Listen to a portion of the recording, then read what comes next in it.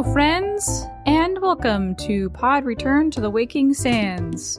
We are a Final Fantasy XIV companion podcast where we explore the lore and story of Hydaelyn and beyond. My name is Jen, and I'm joined by my co-host and researcher. I'm Levi. Hello, Levi. Hello, Jen. Hello. So we were going to wrap the MSQ today, but it turns out that there is a lot of content in the remaining stretch of MSQ. So we're actually making that into 2 separate episodes. So today we will be playing through the quest, Recruiting the Realm. Mm-hmm. But first, what happened last time, Jen? All right, so there's some bullshit going on in the 12th Wood. It looks like a primal. So we go and talk to the sylphs, and they're like, yep, it's Ramuh. The touched ones summoned him because, well, the theory is that all the refugees and whatever, after the old Daw nonsense, started flooding the 12's Wood, and the touched ones were like, it's an invasion, and so they summoned Ramuh, and Ramuh's like a bro, and we go to talk to him, and he's like, yeah, that's cool, but I'm still going to fight you to test your mettle, blah, blah. So we fight him, and we win. He's like, you're worthy, that whole thing. And that's that. I can detect your enthusiasm, Jen. We both were like super meh about that whole segment of story. But now, Jen, we are back in the Solar once more, and Minfilia has news for us. Witnessing the defeat of Ramuh has given Urianger insight into the nature of the Scions. The Scions all assemble in the Solar. Urianger begins talking about Elidibus, the guy that crashed the party on the last day of the Waking Sands.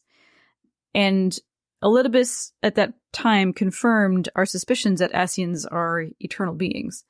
And killing them is but a temporary inconvenience. So Urianger and Minfilia have been trying to find a way to make slaying them permanent. In observing the Leviathan summoning, the Sahagin Elder went through some kind of ascension, and that was when Y'shtola observed an aggressive etheric disruption. He got 20 seconds of immortality. Pretty weak, honestly. I mean, yeah, he didn't get a tutorial on how to handle that. And, well, Minfilia is going to give us one. So they launched into this, like a refresher course on etheric behavior. This is a huge-ass lecture where we go into the void of learning, and we get to see these animated diagrams of ether moving about the different states of existence. Yeah, it's literally like a lecture. We're sitting in class, there's the lights go down, the projector screen comes up. Twixt this world and the next do the ethereal currents swirl, bearing the very essence of life. Thus doth the cycle of birth, death, and rebirth continue unabated. So they walk us through the various forms of death and rebirth, as it shows us people dying and being born and so on, and ether flowing between them. When mortals die, their ether returns to the ethereal realm, which in turn suffuses new life. Primals, though, have no true body. They are beings of ether. They need ether to sustain themselves, and when they die, their ether returns to the land itself, while their spirit returns to the ethereal realm until they are summoned again. But the third group, immortals, Scions, their souls do not return to the ethereal realm, but instead they seek a new host. But if there's no host to be found, where does their soul go? The Scions hypothesize a third realm, the shore of the ethereal sea. Crystals of darkness used by the Scions to possess mortals may serve as gateways to and from that realm. Because the Sahagin priests lacked such a device, they were unable to flee and were consumed by Leviathan. And it may be possible to trap the spirit of a defeated Scion in a similar manner. And if they can do so, if the Scions can do so, they may be able to slay an Scion for good. For a mercy, the weary road of our research hath brought us unto an answer. The Sahagin ascended to an immortal state, but he did not possess a crystal of darkness through which to flee this realm. Thus was he consumed by Leviathan. If we could entrap the spirits of defeated Ascians in like manner, and thereby deny them resurrection...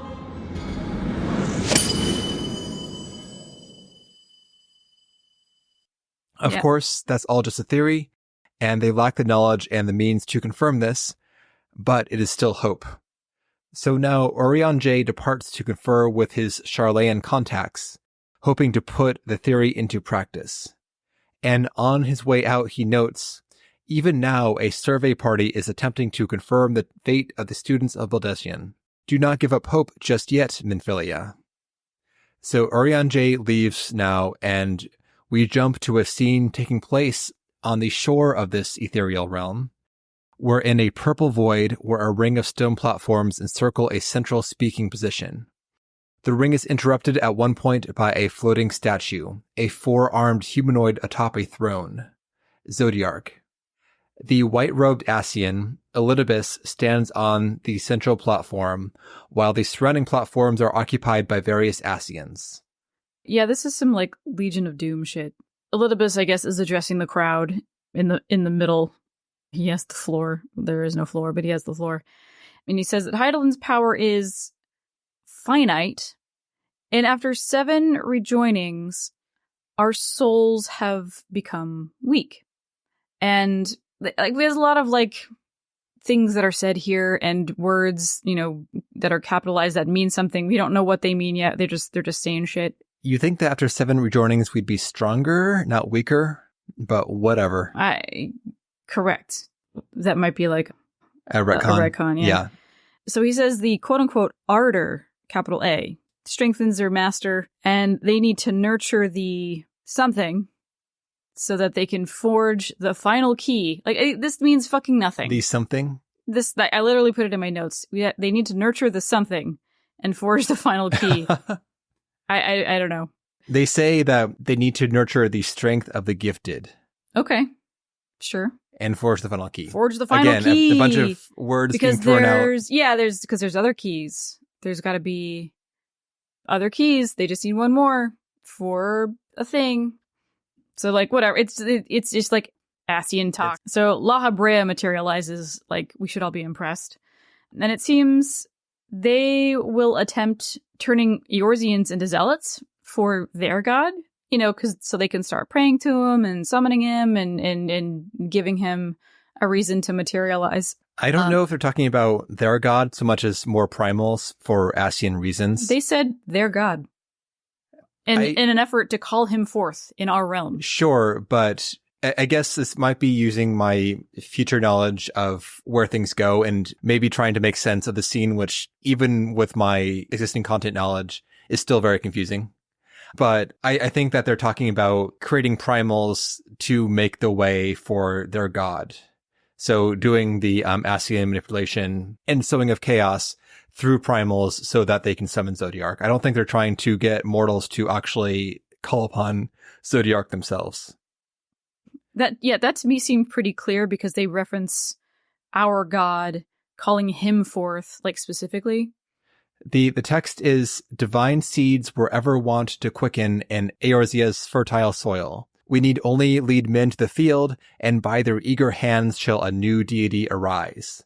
That which was shattered shall be made anew, and the one true God shall come again. So I can see how this could be interpreted as them being led to directly cause the one true God to be formed again.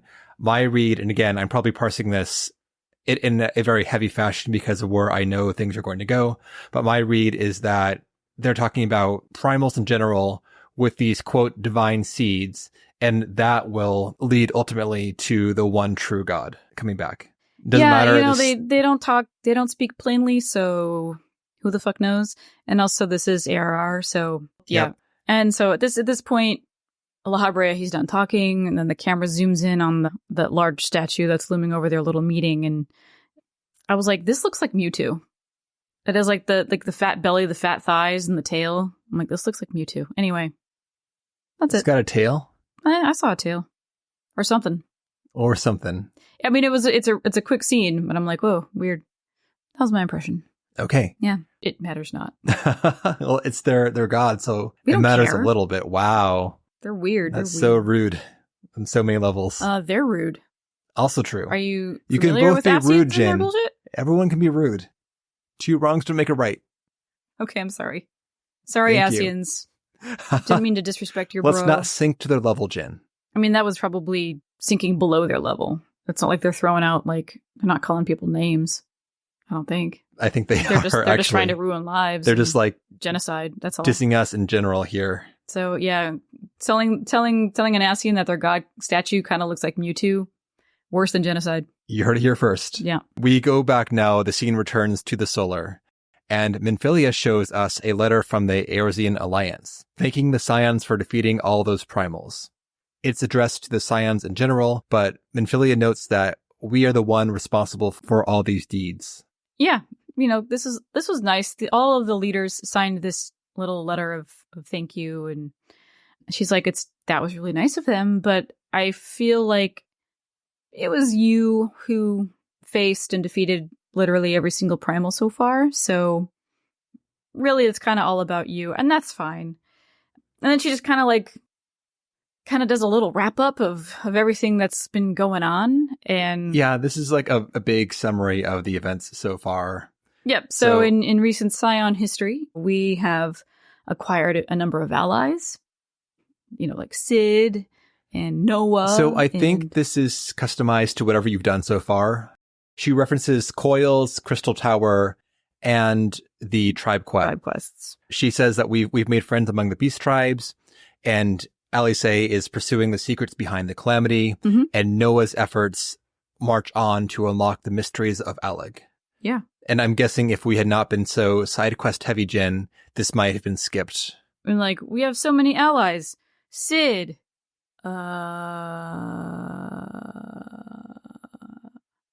Biggs and Wedge. Raban, All of the Domans. Commander Swift. Hananza. Yeah. Berthale. Yeah. Exactly. Anyway, so our deeds have shown Eorzeans that there is hope for a world in which we can all live in harmony, absent of primal and Ascian threats. And, you know, this is all good shit. And she's just kind of like, oh man, look at all the stuff we've done. And then Alphinaud enters and he's like, yes, we've done all very good things. Basically, he's there to be like, okay, so Ul'dah is essentially kind of covered at this point, and I would like to do something else now. There's a weird back and forth here too, where he tells us that he found the parents of that refugee girl, of Eel. Ellie. One of those. It's not voiced in, we don't know for sure. Well, it's probably not Eel, but that's okay.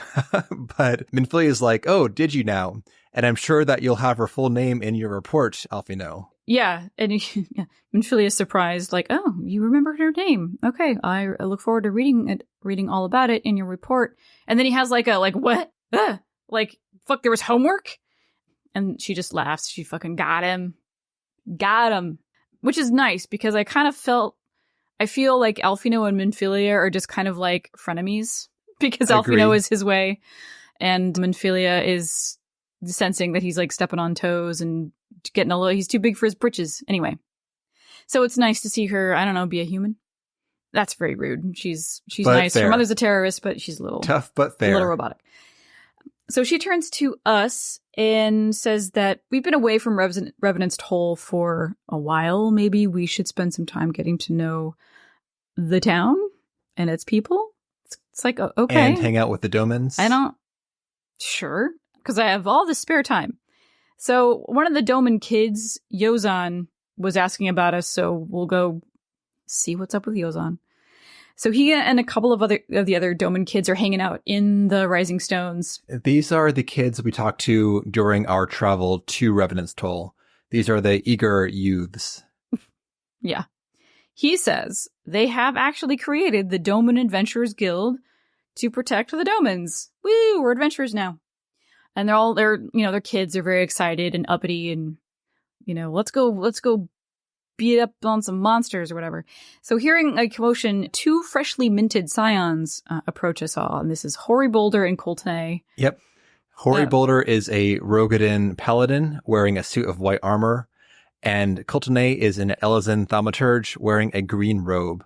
I got confused actually and thought that he was a conjurer first because the coloration is very conjurer heavy.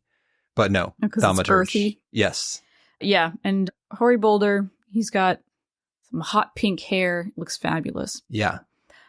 Yeah, and they've taken it upon themselves to train these youngsters. And the youngsters, being youngsters, are, they're impatient. They're ready to go. So Yozan and his friends, they're confident. They're ready to take on the local monsters in a fight. But Hoary gently counters. These are level 45 fucking monsters, kids. Yep. Once you start in Central Thanalan. While they're not quite ready to battle the denizens of Moradona, maybe a level 2 mole is more your speed. Perhaps they would learn a thing or two by watching the two of us spar. And when he says us, he means us and him. Warrior of Light versus Hoary Boulder. And we're like, fuck yeah, dude. He's like, how about you? Hey, Warrior of Light, you want to spar? And I'm like, yes. The look on my face is pure joy. Coultonay calls out Hoary Boulder as maybe wanting just an excuse to fight us. But Boulder says, it's for a good cause, so what do you care? Yeah, he's like, yeah, but it's the Warrior of Light. He's like, yeah, I like totally, but just let me try. Let me do the first bout on my own. Yep. So Coultonay says, okay, but I'm gonna jump in there with my spells if shit gets bad. Spoiler, it gets bad. We head out to a piece of shattered airship out in the wilds of Mordona, and we see this pair of new Scions plus the kids. But as we're preparing to battle, someone calls out from the distance, I hope it's not too late. And we see a crowd approaching. Thancred, Ida, and some Domans are gathering to watch, along with some random adventurers from Mordona. Ida says that they're here to cheer us on, and Thancred says that when he mentioned the upcoming bout, there was a lot of enthusiasm. So Sure. We have a huge fucking crowd here. I feel like the game was upgraded in this patch to have like a lot more models per cutscene that it could handle, because this cutscene and the final cutscene of the patch have a fuck ton of character models all in one place, which is noteworthy because the last time we had a big gathering, I think, was like at the final A Realm Reborn ceremony in Mordona, and then also in like the Grand Company things too. And there are a lot more people in these scenes, especially the final one we'll see next time, than we've seen, I think, ever before. Interesting. It did feel special. Yeah. There is a huge fucking crowd here. And the kids, though, they're cheering for Master Hoary Boulder. And I feel kind of bad for him, honestly. I know, the pressure. I mean, he brought it upon himself. And this is just for fun. It's not like, his reputation is on the line. For somebody kind of like at the top of their game, really, like he's a Scion. He probably doesn't get a chance to spar with, too many amazing fucking warriors such as us. But yeah, I'm like, this is great. But I do feel bad, like, that suddenly he's surprised to see more people show up. Like, oh, I thought we could maybe keep it between us, But now everybody will be witness to his shame. This is a fun scene, though. So the kids are cheering for him, and this hardens Boulder. And we begin. And we end. He goes down so fast. Yeah, he's immediately on his knees, and Coultonay is like, I got you, bro! And then they're both dead. And the crowd, though, yells their disappointment. This ended way too quickly for them. They're amped up that Coultonay is now here. It's 2-on-1. This fight is nothing difficult. There are a couple easily dodged AoEs. Yeah, no, it should have been harder. Straight up. Yeah. Or is this like this is an instance, right? Yes. So it's going to be synced. Yes. But still, it was like I had level appropriate gear on.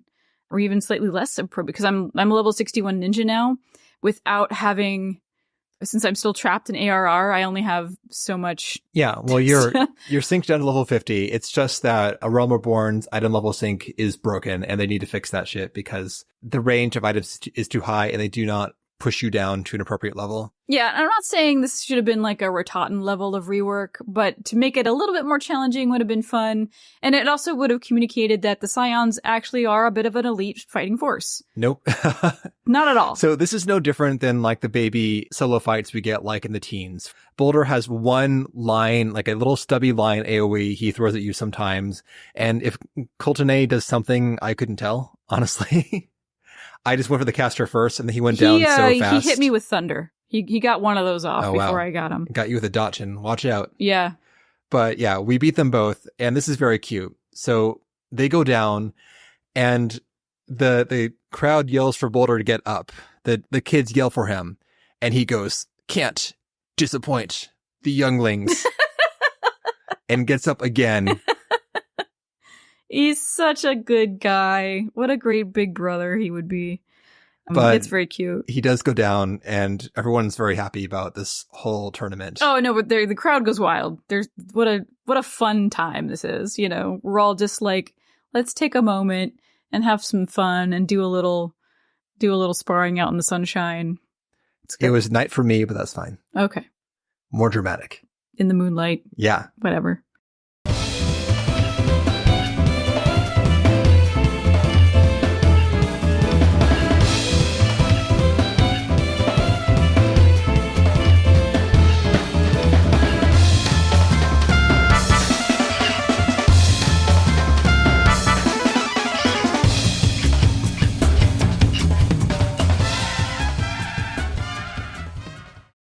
So Alphinaud shows up too. I'm like, the whole gang is here. Yeah. Is Stola there? Like, I don't know, but a bunch of people are there. So Alphinaud walks up and he's like, "Woo, that was great. You know, it's always fun to watch you do stuff." And he asks if we remember when we first met at the Battle of Carteneau Memorial.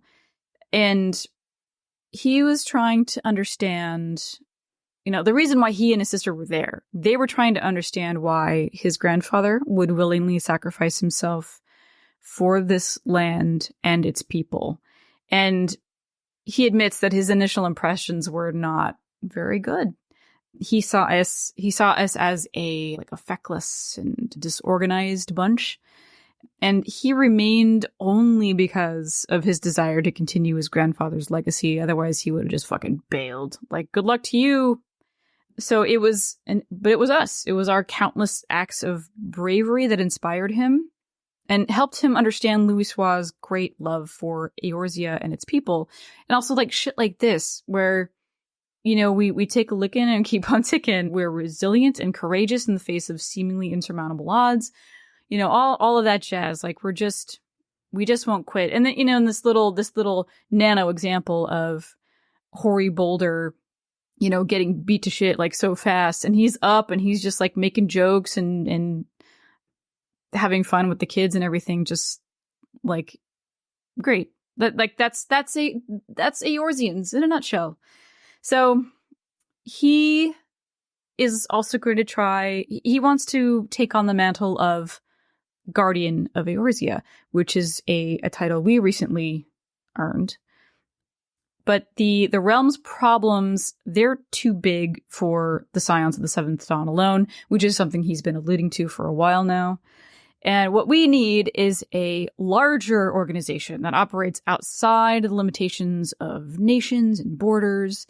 And if we want to help, meet me at the Rising Stones for some deets. I am so excited for this arc, Jen.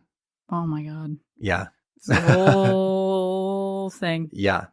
So we head back there, of course, because we are a yes person. Mm-hmm. And we meet Alphinaud in the Solar. It seems like Minfilia also blesses this cause. Yeah, I mean, she sees how there are only so many of us, and the realm's problems are enormous. She understands, and she obviously would like the help, though I'm wondering if she...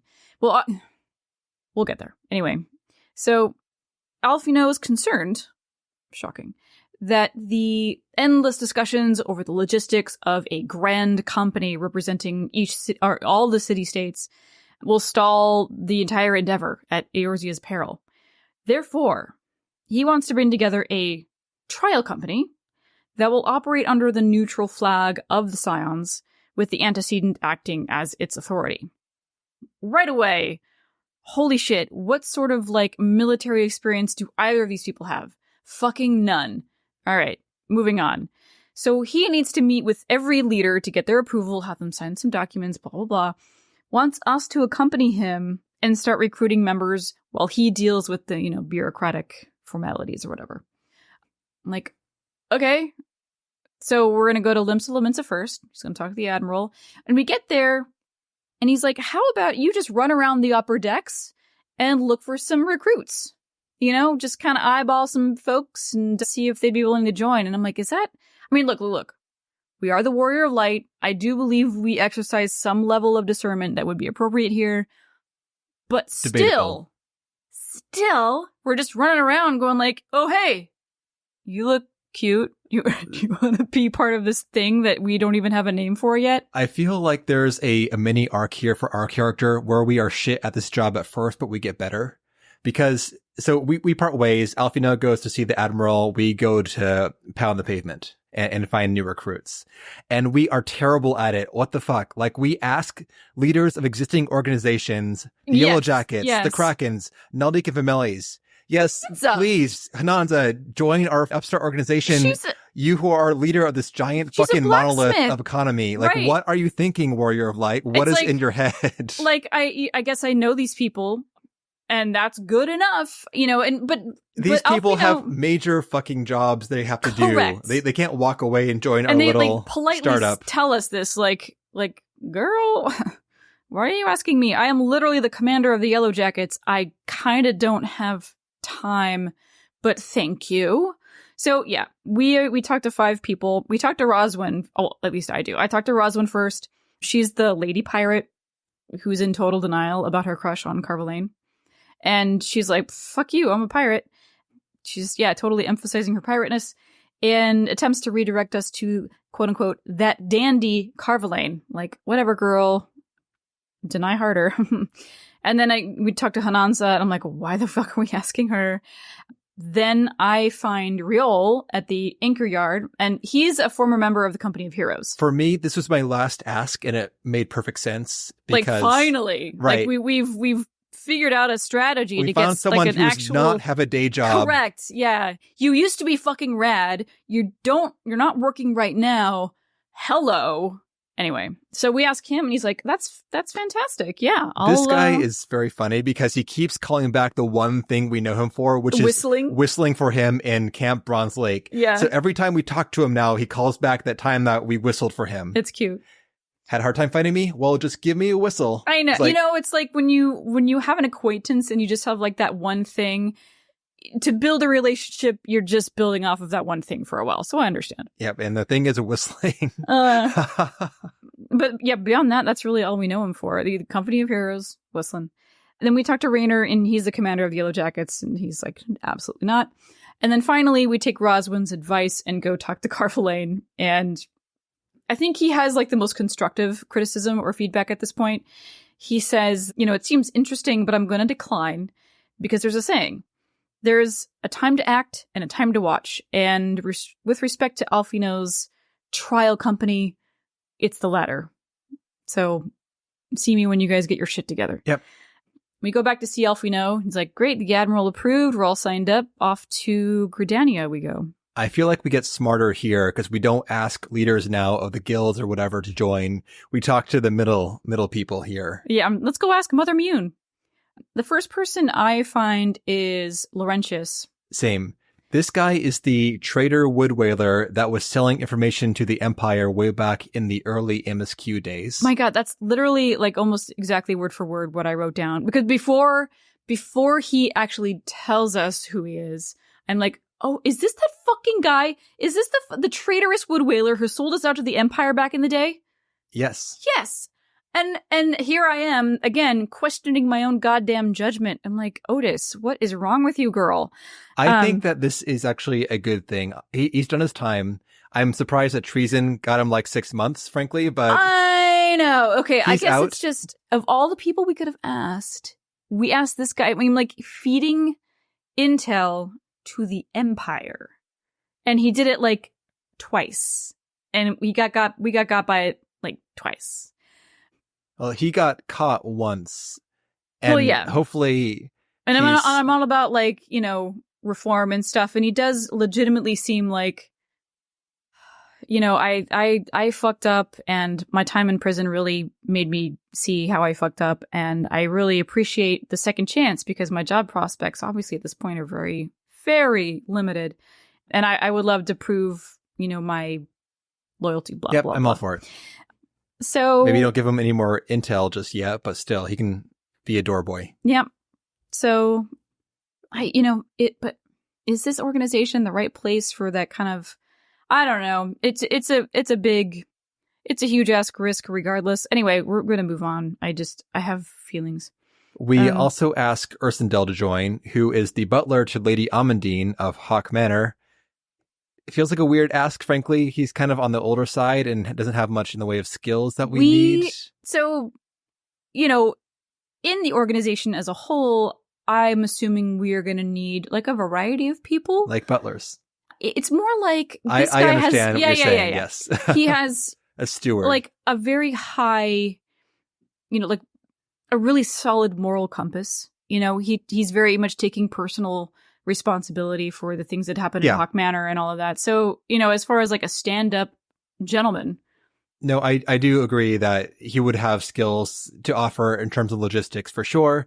But he says no, he's going to sit on this bench and feel guilty for the rest of his days. Basically, much, he's going to take the punishment that is owed Lady Amandine and that bullshit. I would He's not responsible for that. The Laurentius route personally, but and he's not responsible for that at all either. Yeah. Like he doesn't need to punish himself, yes. But he's decided that's what he's going to do. And all right, Godspeed. We ask some like a random person at the Lancers Guild. Her name I will not attempt to pronounce because it's batshit. And again, she's like, well, you know, thanks, but your organization doesn't really seem very organized. So totally fair. Fair, but also a good ask on our part. So we got turned down, but also a good candidate regardless. Good job, us. Yeah. We also run into Eliane and Isildur, who are the granddaughter. I would call Isildur. I don't know. Isildur. He's going to retire soon, so it won't matter. But this is the granddaughter and grandfather adventuring pair duo that we met in the early dungeon days. And Grandpa's out now with a sore back, but Eliane is in. So good, ask us. We got a fresh adventurer into the ranks. Good job. Woo! Just like before, we meet up with Alphinaud, and shockingly, the Eldred Seaseer totally approved of everything, and we only have to get the Sultana now. So, Ulda, here we go. The first person I talked to is like a rando, like Alamegan dude in Pearl Lane. His name is Landebert, a strapping Alamegan lad hanging out in Pearl Lane. He has less than zero interest in joining. He says the whispers on the street is that we're funded by the syndicate, and if we think we're recruiting for a just cause, we're an idiot. Fair, yeah. And then we go to, I talked to the merchant, Sintgoat, and he's like, bitch, I can't even handle complaints from customers. How do you think I'm going to handle complaints from like nations or whatever? Yeah, that's that. Thank you for being honest with yourself and us. The next person I talked to then is Orson. Sister Orson, yes, from the Church of Saint Adama Landama in Eastern Thanalan. Yeah, we were dealing with her when there was like that false priest or whatever. Yep. This was also a very long time ago. But she thanks us for the invite, but her place is with the church, so she wishes us good luck. We also ask Yellow Moon. Oh my god! Okay. My notes. I've got like a little paragraph for every single one of these guys. Uh-huh. My notes for her. Yellow Moon, Lamau. That's it. In longer terms, I'm sorry, you wish to recruit me? Is this some new fashioned manner of propositioning a lady? She's been preening in front of a mirror for years. Why the fuck? Because this is just funny. This lady is spoken for. Good day to you, sir/madame. Yeah, no, that's our bad. That's a stupid Pray thing to do. take your crude affections elsewhere. Bitter snows is the only love she requires. Okay, that wasn't even like the ask, but whatever, bitch. So weird. And then, Oh, and so in the Gladiators Guild, we find Wilred. And Wilred, he was that young upstart from El Amigo that like went radical for a hot second with the other youths. They decided they were going to kill like all the Amalja, and the elders were like, you're all going to get killed. Right. And they did. La Habrea had We got 'em. ensnared them into their own primal summoning scheme. They were going to summon, God, who was it, Jen? Rhalgr? Yes, I think it was Rhalgr. Okay, that makes sense. Yeah. And so La Habrea is trying to get them on the primal train. We got involved before that could happen and gave them a sound beating. Yeah, like, you guys are young and stupid. And he was like, you know what?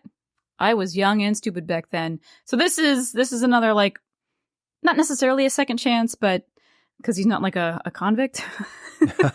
But it does make me pause, just because, I mean, it wasn't that long ago. He's still young, and possibly he's obviously like an impressionable young man. But maybe if we get him now, we can teach him a thing or two. Anyway, so he's excited for the opportunity, and it can be a spiritual second chance, Jen. Yeah. Well, we'll see how that goes. So yeah, we got one. So Alphinaud is waiting for us back at the Chamber of Rule, and the Sultana has given her blessings, and we are now fully approved and funded. And at this, we kind of give Alphinaud like a look. And Alphinaud asks us, are we concerned about the syndicate's involvement? Yeah, we are. And you should be too. And he was. But, every penny will be scrutinized and recorded. So, we are not going to be built on corruption. Boom. I'm like, you're so naive, dude. He recognizes that there's, doubt and there's trepidation about the company, but he is confident that we will prove the naysayers wrong with our acts of bravery and unquestionable moral fortitude. Nice. Blah, blah, blah. So we now head out, going back to Revenant's Toll by airship, right, Jen? Airship? What's that? Sorry. Nice callback. But I meant more, there's no airship landing in Revenant's Toll, but we depart by airship, I'm pretty sure, right? I'm assuming that they would just land outside of the settlement and we would walk up like a bunch of, bandits. Possibly. They just plop us out. Like a bunch of bandits. Yeah, you don't need it's like if you're going to like a remote tropical location, there's an airstrip that's basically it's a quarter mile of dirt. Sure, but these usually take some sort of infrastructure to land on. They can't just like plop on the ground. There might be one, like there's like a whatever. It definitely exists because we got there. Obviously, yes. Correct. So the scene now changes to the exterior of Ul'dah. And this is a forced nighttime scene, I believe. Yes. So we're seeing our airship flying away, and then we cut to a balcony. This is Nanamo's balcony in her quarters, where she's watching the air traffic, and Raoban is behind her. She wonders to Raoban about Alphinaud's project. She's concerned about this venture, whether it will live up to its ideals. Will the syndicate coin lead to ill? It could be that they've bought their own private army with those funds. But Raoban, though, is more optimistic. He recognizes the need for this kind of venture as the various nations, the city-states are becoming increasingly fractured. The alliance is already straining. And he says, the coin none of it has come from Adelagi's brethren.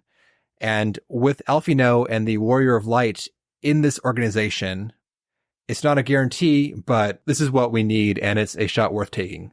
That's what Raoban says. Yeah, he's basically like, you know what? This is a Scion organization. I understand that there are all of these questions surrounding, the involvement of this or that or whatever, but I trust the Scions. That's it. We're going to let them handle it because they've proven themselves to have the best interest of the realm at heart. And I'm like, that's nice. Nanamo, she's playing devil's advocate here in every way, but she deals very, very closely, obviously, with the syndicate and has very little faith in anything that they are remotely involved with. And she's like, even under the watchful gaze of the Scions, it is not unthinkable that such a force could perpetuate a great wrong. Yeah. The conversation now moves on to Telegy Adelegy, and Nanamo wonders if naught can be done about him. But Raoban says no. He has explored all avenues, and there is nothing that will be able to convict him under Ul'Dan law. And Nanamo breaks at this thought. He has all but committed treason, and yet we can do nothing? Then what good our government? What worth the royal house? How deplorable this mockery of justice!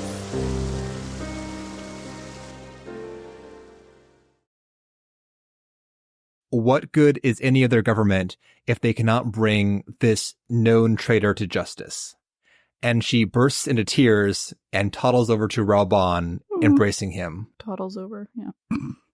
She's weeping at this. It's like she's so frustrated and infuriated and feeling completely helpless, even as the figurehead of, is that the right word? Yes.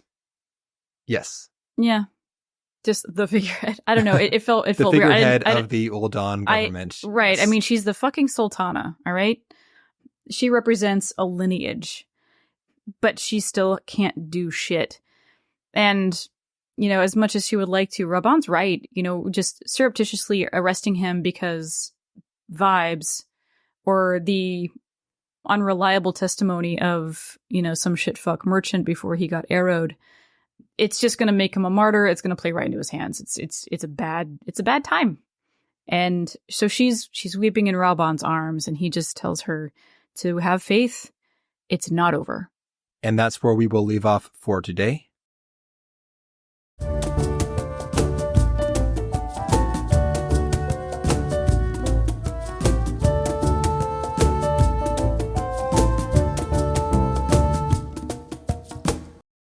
I really like seeing all these side characters coming back again in this, even though if half of them or more were not the best candidates for this ask. I'm like, that's just for comic relief, right? Especially the Yellow Moon moment. Well, I think that it's more just kind of also a look how far we've come and how many people we've met type thing. It's like the end of Wizard of Oz. And you were there. And you were there. But that said, I probably didn't recognize most, if not all, of these people on my first playthrough.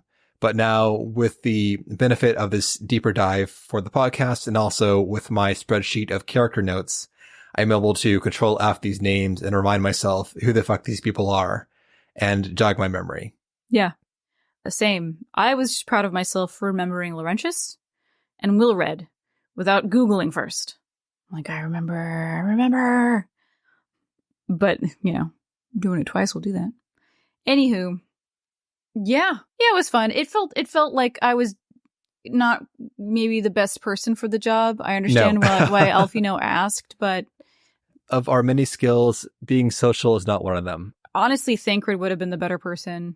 Like, I think he's someone who can kind of like see through to the heart of a person, maybe, and also he just seems like more of he would have like a nose for that kind of thing on how to build a regiment. I don't know, actually. Thancred has a who of the Scions would? I think of the Scions, I think it would be him.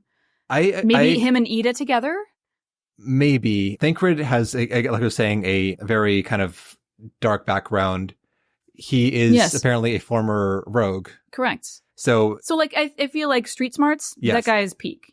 But I'm not sure if we want that angle for this new No, group. We would need like a RuPaul's Drag Race I panel. think that honestly it should be multiple people with different backgrounds. Correct. Maybe us, we can be the face of it. We're not very good at the whole person-to-person stuff. No, necessarily. there's gonna be three of us. We're gonna sit at a table. We're gonna have our giant things of Coke, and we're gonna have people walk in and be like, "Hello, my name is Riol, and I would like to join your organization." But I don't know who really would be like the noble face who's actually good at wheeling and dealing in the group. I don't think there's anyone that meets that description in the Scions. Wheeling and dealing in what way? What do you mean? So someone who could be a face like us, like someone who gives off we're honest and we're brave and we're here to do good. Yeah, well, there's a sense of authority. Someone who has also the ability to kind of cut to the heart of the matter, to negotiate with people, to get them on board, who has those social skills that we lack.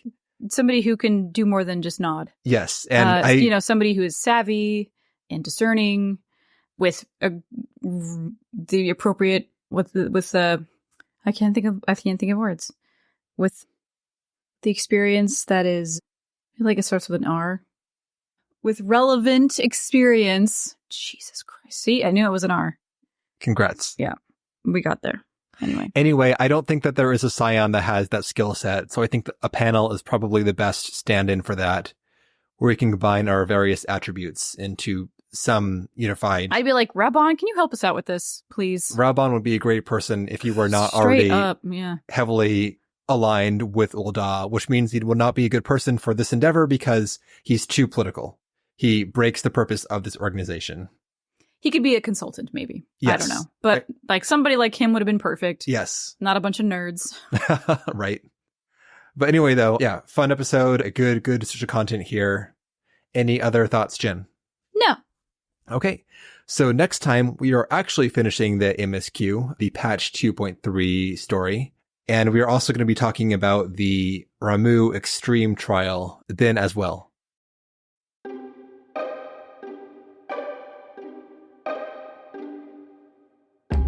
And that will do it for today's episode. Thank you all so much for listening and, being great. If you want to get in touch with us, you can at podreturnffxiv@gmail.com or check the show notes for our Discord. You can join up, talk to a whole big community of amazing people who are super nice. And if you want to join us on group runs or make your own group runs and coordinate through there, it's super awesome. You can do that. So check it out. And then we also have our Patreon, patreon.com/podreturnffxiv. And for $1 a month, you get access to some bonus content that we release monthly-ish. All of these seasonal events we talk about there. We have our Final Fantasy XI series, Vana'diel Van Splainer, that gets published there. And then any other random content we decide to throw up. Maybe not throw up. Any other extraneous content we decide to talk about. There we go. So yeah, give that a listen.